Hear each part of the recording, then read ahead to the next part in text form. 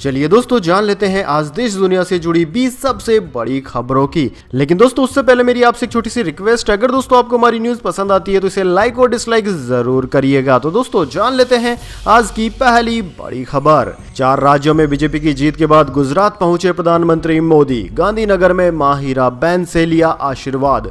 जी हां दोस्तों, उत्तर प्रदेश सहित 5 राज्यों में हुए विधानसभा चुनाव में 4 राज्यों में बीजेपी की जीत के बाद प्रधानमंत्री मोदी शुक्रवार को गुजरात के दौरे पर पहुंचे, जहां अहमदाबाद में उन्होंने रोड शो किया तो देर रात गांधीनगर में मां हीराबेन से मिलकर उनका आशीर्वाद भी लिया। दोस्तों पीएम मोदी 2 साल बाद गांधीनगर में अपनी मां हीराबेन से मिले, उन्होंने साथ में खाना भी खाया। प्रधानमंत्री नरेंद्र मोदी गुजरात के 2 दिवसीय दौरे पर हैं। वह शुक्रवार को यहां पहुंचे और अहमदाबाद में रोड शो भी किया, जिस दौरान लोगों ने उनका भव्य स्वागत किया। प्रधानमंत्री मोदी का अहमदाबाद में रोड शो करीब 9 किलोमीटर तक चला। इसके बाद दोस्तों अगली बड़ी खबर। यूक्रेन पर अमेरिकी राष्ट्रपति जो बाइडेन का बड़ा बयान, कहा पुतिन को चुकानी होगी कीमत। जी हां दोस्तों, यूक्रेन पर हमले को लेकर रूसी राष्ट्रपति व्लादिमीर पुतिन लगातार दुनिया भर के बड़े देशों के निशाने पर है। खास तौर पर अमेरिका ही रूस को लेकर सबसे ज्यादा मुखर है। अब एक बार फिर अमेरिकी राष्ट्रपति जो बाइडेन ने पुतिन को लेकर एक बड़ा बयान दिया है। दरअसल दोस्तों बाइडेन ने कहा कि पुतिन काफी आक्रामक है और उन्हें इसकी कीमत चुकानी होगी। अमेरिकी राष्ट्रपति जो बाइडेन ने यूक्रेन पर हमले को लेकर पुतिन पर जमकर हमला बोला। उन्होंने कहा कि रूस पर प्रतिबंध लगातार जारी रहेंगे। उन्होंने कहा कि रूस के यूक्रेन पर अन्यायपूर्ण हमला करने को लेकर उसे जिम्मेदार ठहराने की कार्यवाही आगे भी जारी रहेगी। यानी कि दोस्तों बाइडेन ने रूस को वैश्विक स्तर पर इस हमले के लिए बड़ी कीमत चुकाने की चेतावनी दे डाली है। इससे पहले भी अमेरिका और राष्ट्रपति बाइडेन लगातार रूस पर यूक्रेन को लेकर हमलावर थे। अमेरिका ने रूस पर कई तरह के प्रतिबंध लगाए हैं। हाल ही में अमेरिकी राष्ट्रपति की तरफ से बताया गया था कि रूस से तेल, गैस और एनर्जी आयात पर पूरी तरह से रोक लगा दी गई है, यानी कि इस तरह का ट्रेड रूस से नहीं किया जाएगा। इसके बाद दोस्तों अगली बड़ी खबर। पाकिस्तान का दावा हुआ सच साबित। इंडियन आर्मी की मिसाइल पाकिस्तान में 124 किलोमीटर अंदर गिरी। भारत ने कहा गलती से चल गई। जी हां दोस्तों, भारतीय रक्षा मंत्रालय ने मान लिया है कि 9 मार्च को भारत की एक मिसाइल पाकिस्तान के इलाके में 124 किलोमीटर अंदर गिरी थी। डिफेंस मिनिस्ट्री ने शुक्रवार शाम जारी बयान में कहा कि यह घटना एक्सीडेंटल फायरिंग की वजह से हुई। 9 मार्च 2022 को रूटीन मेंटेनेंस के दौरान टेक्निकल वजहों से यह घटना हुई। सरकार ने मामले को गंभीरता से लिया और high level court of inquiry के ऑर्डर जारी कर दिए हैं। घटना पर हम बहुत दुख जताते हैं। अच्छी बात दोस्तों यह है कि इस एक्सीडेंटल फायरिंग की वजह से किसी तरह की जनहानि नहीं हुई। पाकिस्तानी सेना के media wing inter services public relations ISPR के डीजी मेजर जनरल बाबर इख्तियार ने गुरुवार शाम एक प्रेस कॉन्फ्रेंस में इस घटना का जिक्र किया और खुलासा किया। बाबर ने कहा कि भारत की तरफ से जो चीज हमारे देश पर दागी गई उसे आप सुपरसोनिक फ्लाइंग ऑब्जेक्ट या मिसाइल कह सकते हैं। इसमें किसी तरह के हथियार या बारूद नहीं था, लिहाजा किसी तरह की तबाही नहीं हुई। बाबर की प्रेस कॉन्फ्रेंस से पहले पाकिस्तानी मीडिया में इस तरह की खबरें थी कि भारत का कोई प्राइवेट एयरक्राफ्ट मियां चनू इलाके में क्रैश हुआ है। पाकिस्तानी फौज भी घटना स्थल मुल्तान के पास मियां चनू की बात बता रही थी। इसके बाद दोस्तों अगली बड़ी खबर। पंजाब, भगवंत मान चुने गए। पंजाब में विधायक दल के नेता बोले गांव में होगा शपथ समारोह। जी हां दोस्तों, पंजाब विधानसभा चुनाव में आम आदमी पार्टी को राज्य में एक तरफा जनादेश मिला। भारी बहुमत के बाद अब आम आदमी पार्टी ने सरकार गठन की तैयारी शुरू कर दी है। इसी बीच शुक्रवार को भगवंत मान को पंजाब में विधायक दल का नेता चुन लिया गया। इसको लेकर चंडीगढ़ में बैठक हुई। विधानसभा चुनाव में आम आदमी पार्टी ने राज्य की 117 विधानसभा सीटों में से 92 सीटों में जीत हासिल की। दोस्तों चंडीगढ़ की बैठक में भगवंत मान ने कहा कि मेरी सभी निर्वाचक विधायकों से अपील है कि वह पार्टी और अपनी जीत पर किसी भी तरह के अहंकार का भाव न लाएं। हमें पूरे राज्य की जनता का सम्मान करना है, फिर चाहे वह व्यक्ति ही क्यों न हो जिसने हमें वोट नहीं दिया। भगवंत मान ने कहा कि सभी विधायकों को अपने क्षेत्र में जमकर काम करना चाहिए और विधायक अपने क्षेत्र में रहे जहां से वे चुने गए हैं, न कि सिर्फ चंडीगढ़ में रहे। इसके बाद दोस्तों अगली बड़ी खबर। ममता बनर्जी का बड़ा आरोप, अखिलेश यादव को जबरदस्ती हराया गया। ईवीएम की फॉरेंसिक जांच हो। जी हां दोस्तों, उत्तर प्रदेश में भारतीय जनता पार्टी यानी कि बीजेपी की जीत को पश्चिम बंगाल की मुख्यमंत्री ममता बनर्जी ने मशीनरी जनादेश करार दिया है। उन्होंने कहा कि अखिलेश यादव को जबरन हराया गया है। सपा मुखिया को इस जनादेश को चुनौती देनी चाहिए। तृणमूल कांग्रेस प्रमुख ने ईवीएम की फॉरेंसिक जांच कराने की भी मांग की थी। दोस्तों आपकी जानकारी के लिए बता दें, तृणमूल कांग्रेस प्रमुख ने कहा कि ईवीएम को लेकर बहुत सारी गड़बड़ियां सामने आई थी, जिसके चलते वाराणसी के अधिकारियों को भी निलंबित कर दिया गया। मुझे लगता है समाजवादी पार्टी को जबरदस्ती हराया गया। यह एक लोकप्रिय जनादेश नहीं है, बल्कि मशीनरी का जनादेश है। अगर बीजेपी यह सोचे कि 2024 के लोकसभा चुनाव में उसके लिए चुनाव जीतना इतना आसान हो जाएगा, तो ऐसा नहीं होने वाला है। इसके बाद दोस्तों अगली बड़ी खबर, बीजेपी की जीत पर प्रशांत किशोर का भी आया बयान सामने। जानिए 2024 चुनाव पर क्या बोले। जी हां दोस्तों, 5 राज्यों में हुए विधानसभा चुनाव के नतीजों पर चुनावी रणनीतिकार प्रशांत किशोर ने अपनी प्रतिक्रिया दी है। उत्तर प्रदेश समेत 4 राज्यों में बीजेपी की शानदार जीत पर प्रशांत किशोर ने कहा कि इन नतीजों का अगले लोकसभा चुनाव पर कोई असर नहीं पड़ेगा, क्योंकि 2024 में किसी राज्य के चुनाव के लिए वोटिंग नहीं होगी, बल्कि भारत के लिए लड़ाई लड़ी जाएगी। दोस्तों प्रशांत किशोर ने यह बयान उस वक्त दिया जब चुनाव नतीजे आने के बाद प्रधानमंत्री नरेंद्र मोदी ने कहा था कि 2019 के लोकसभा चुनाव के बाद कुछ राजनीतिक पंडितों ने दावा किया था कि 2017 के राज्य विधानसभा चुनाव के नतीजे ने ही 2019 के लोकसभा चुनाव के नतीजे तय किए थे।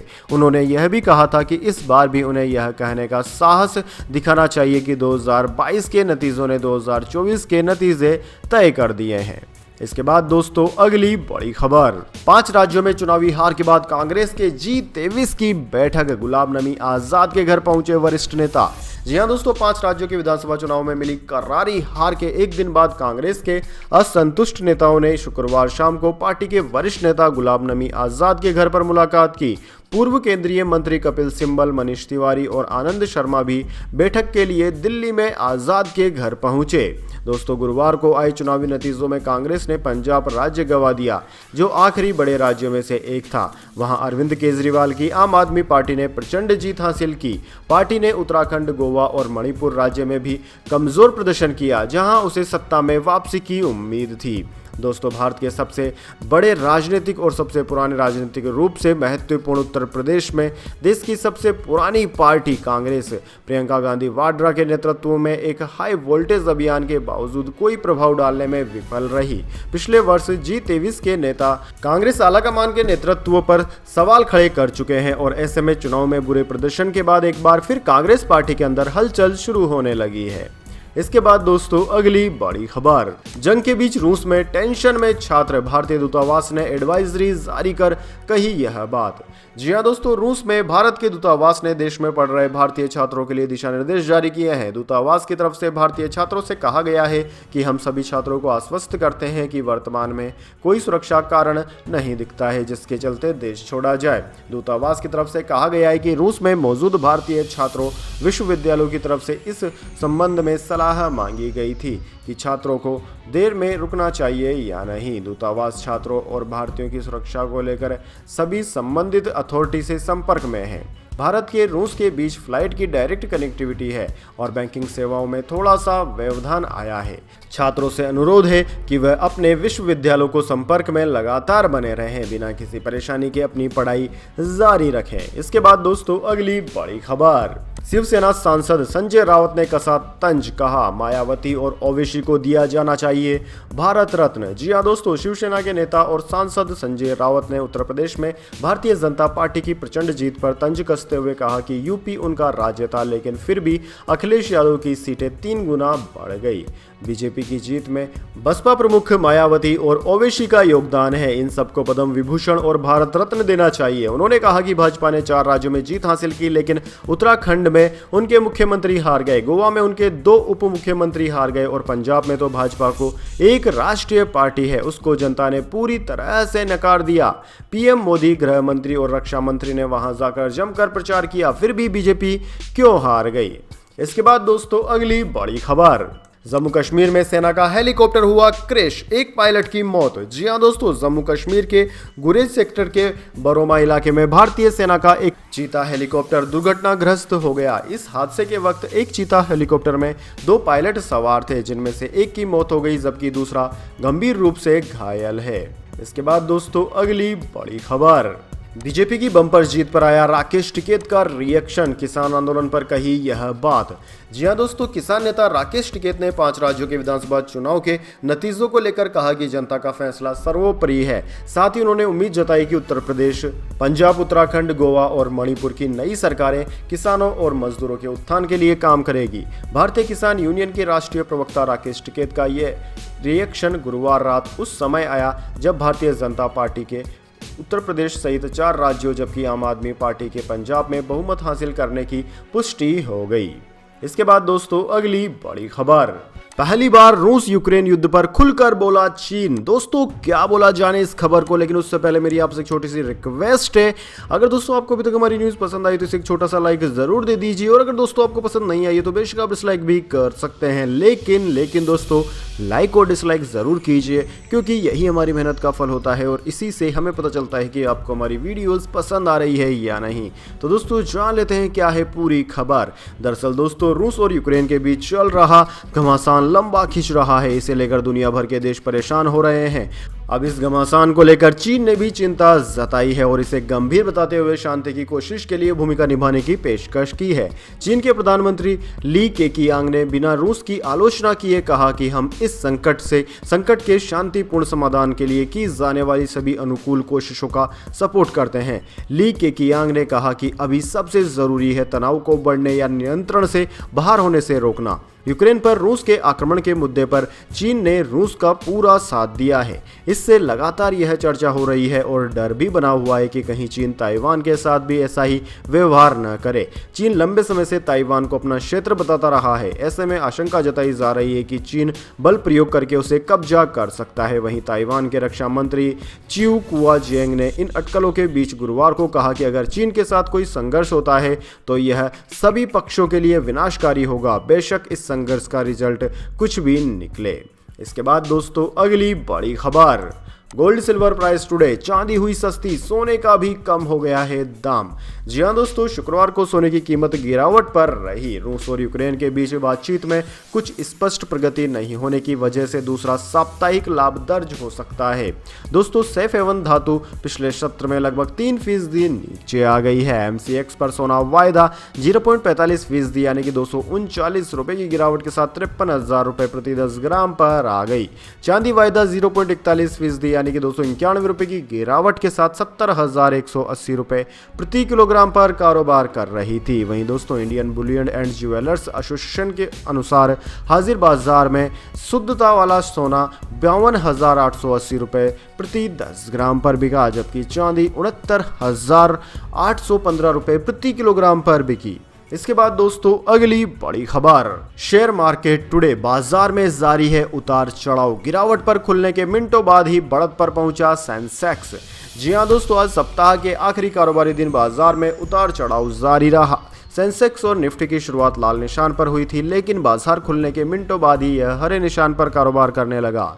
सुबह 9:40 पर बॉम्बे स्टॉक एक्सचेंज का प्रमुख इंडेक्स सेंसेक्स 232.41 अंक यानी कि 0.42% बढ़कर 55,696 के स्तर पर कारोबार कर रहा था। वहीं नेशनल स्टॉक एक्सचेंज का निफ्टी 48.2 अंक ऊपर 16,643.10 पर कारोबार कर रहा था। इसके बाद दोस्तों अगली बड़ी खबर, सोनम कपूर के ससुर के साथ हुआ साइबर फ्रॉड, खाते से उड़ाए गए 27 करोड़ रुपए। जी हां दोस्तों, बॉलीवुड अभिनेत्री सोनम कपूर के ससुर से 27 करोड़ रुपए से अधिक की ठगी का मामला सामने आया है। पुलिस ने इस सिलसिले में दिल्ली, महाराष्ट्र, तमिलनाडु व कर्नाटक से 9 लोगों को गिरफ्तार किया है। दोस्तों मिली जानकारी के अनुसार बॉलीवुड अभिनेत्री सोनम कपूर के ससुर हरीश आहूजा की फरीदाबाद स्थित शाही एक्सपोर्ट फैक्ट्री से 27 करोड़ 61 लाख की ठगी हुई।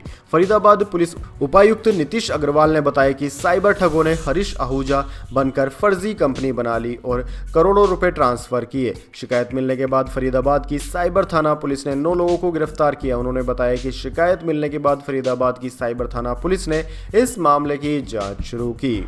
इसके बाद दोस्तों अगली बड़ी खबर, पंजाब, उत्तराखंड, मणिपुर में डबल, यूपी में घटी महिला MLA। आबादी में उत्तर प्रदेश सबसे बड़ा, पर आधी आबादी को चुनने में पीछे गोवा भी रहा फिसड्डी। जी हाँ दोस्तों, 5 राज्यों में हुए विधानसभा चुनाव के नतीजे सामने आ गए हैं। यूपी, उत्तराखंड, मणिपुर और गोवा में भाजपा तो पंजाब में आम आदमी पार्टी को जीत मिली है। इस जीत में महिलाएं भी बड़ी शक्ति बनकर उभरी हैं। दोस्तों 5 राज्यों में इस बार कुल 61 महिलाएं विधानसभा पहुंची। उत्तराखंड में राज्य निर्माण और मणिपुर में आजादी के बाद से अब तक की सबसे बड़ी संख्या में महिला विधायक चुनी गई है। हालांकि दोस्तों पहले के मुकाबले स्थिति थोड़ी ठीक होने के बाद भी इन आंकड़ों को संतोषजनक नहीं कहा जा सकता। जेंडर इक्वलिटी के मामले में चैंपियन माने जाने वाले गोवा की स्थिति तो सबसे ज्यादा खराब है। दोस्तों यूपी में महिला विधायकों की बात की जाए तो साल 2002 के विधानसभा चुनाव में 26 सीटें महिलाओं को मिली थी, 2007 में 23, 2012 में 35, 2017 में 41 और अब 2022 में मात्र 33 महिलाएं विधानसभा में जाएंगी। इसके बाद दोस्तों अगली बड़ी खबर, कोरोना से मौत की हकीकत, रिसर्च में दावा, दुनिया में अब तक 1.82 करोड़ लोगों ने जान गंवाई। ऑफिशियल आंकड़ा सिर्फ 60 लाख बताया जा रहा है। जी हाँ दोस्तों, कोरोना की चौथी लहर की खबरों के बीच एक चौंकाने वाली रिसर्च सामने आई है। लेसेंट जर्नल की प्रकाशित इस रिसर्च के अनुसार महामारी के दौरान हुई असली मौतें ऑफिशियल तौर पर बताई गई मौतों से 3 गुना ज़्यादा हो सकती है। दोस्तों रिकॉर्ड्स की माने तो दुनिया में साल 2021 के अंत तक कोरोना से 60 लाख लोगों की मौत हुई, पर स्टडी में शामिल वैज्ञानिकों का कहना है कि 2020 की शुरुआत से 2021 के आखिर तक कम से कम 1.82 करोड़ लोगों ने अपनी जान गंवाई। दोस्तों इस रिसर्च को अमेरिका की यूनिवर्सिटी ऑफ वाशिंगटन के वैज्ञानिकों ने तैयार किया।